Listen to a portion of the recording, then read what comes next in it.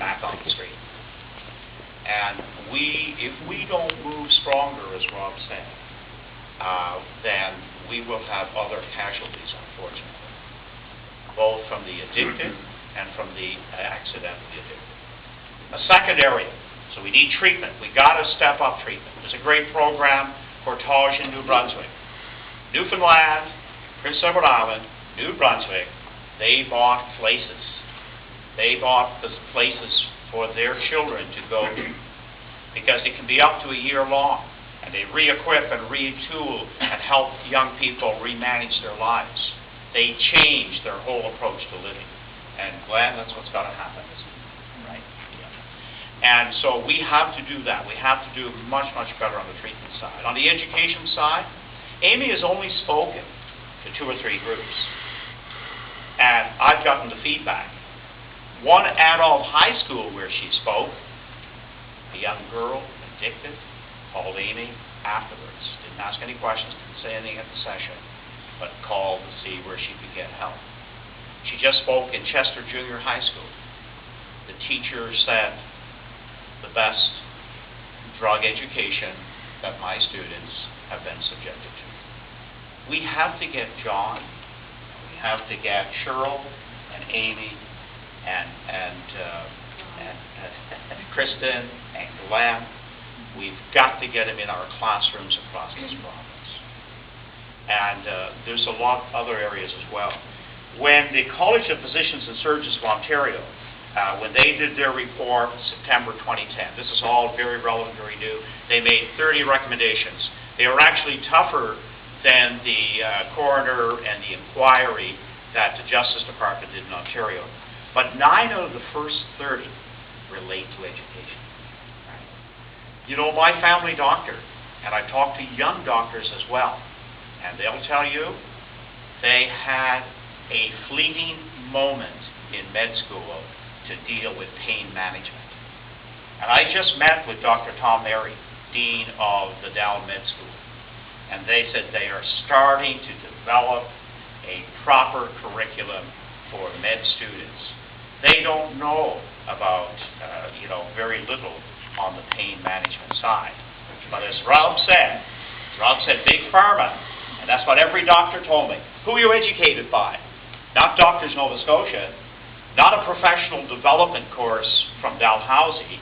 They're educated by big pharma. And you know this Deoxy? That's a crock. That's a cover-up by big pharma.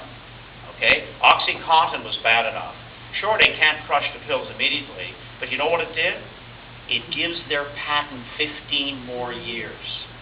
That's what it allows them to do, and keep their drugs spilling onto the market, right? Yeah, it's about money, it's about greed. So those are a few of the areas that I see we have to dramatically change. And we can actually, be critical of our family doctors. And the other area that Rob touched upon is so relevant.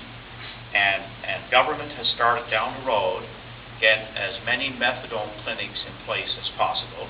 And they're good from the standpoint that they're trying at least to offer some counseling and supportive work with them. But that's only one part of the equation. And if we stay stuck on just methadone, we won't go too far. And we have a huge problem, and I don't mind saying it publicly. I've gotten some legal advice on this. We have a huge problem at the Mud Creek Clinic in Woodville. We have a huge problem at Mud Creek Clinic.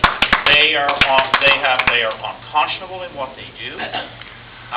Mark Mander has given me all the information as well, where he's gone into homes, and they have a script for marijuana, they have prescription drugs, and they also have methadone. And no counseling, no nothing whatsoever going on. It's a private clinic. And until there's an investigation there, and I know the Auditor General has been down, he's gone through detox of the whole medical community in the Valley, and hopefully he included the private clinic in his work. But because now we have in Wolfville, Kentville, in that corridor, we actually have a methadone subculture, in my view.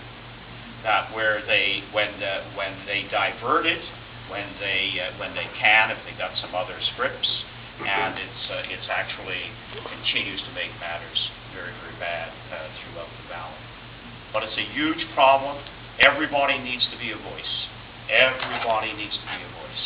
And thank you for being here today. And one of these days we'll continue to involve to push this in the legislature.